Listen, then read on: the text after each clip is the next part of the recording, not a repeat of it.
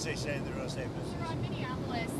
Your administration has advocated for absolute immunity for the ICE officer who shot Renee Good.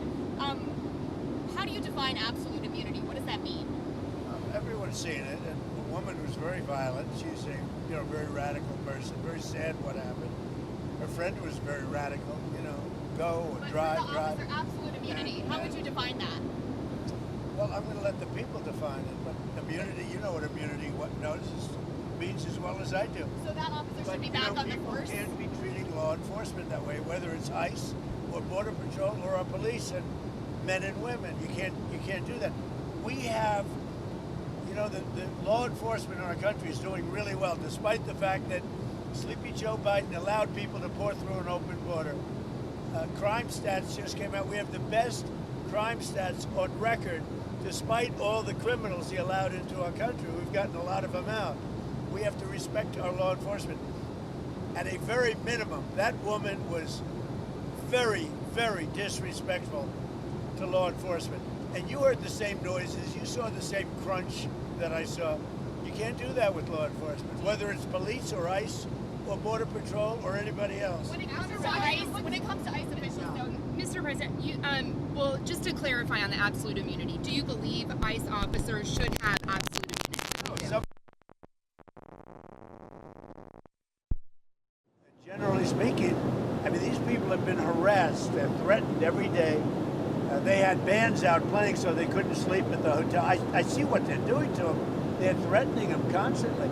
And all they're doing is doing what I got elected on. We had millions of people that came into our country that are horrible people that shouldn't be in our country. They're murderers, they're drug dealers, they're people from mental institutions, they're the criminally insane, they're people from prisons. They were allowed to come into our country because Biden was a stupid person, and the people surrounding him, very smart, very vicious, but they have no common sense, and they're radicalized people. They're radical left people, not radical right. They're radical left people. And all they're doing is what I campaigned on. I won in a landslide. We won all 7 swing states. We won the popular vote. We won the districts. We won everything. We won the counties. We won the counties by 79%, I believe. I campaigned on the great border, and now we have a great border.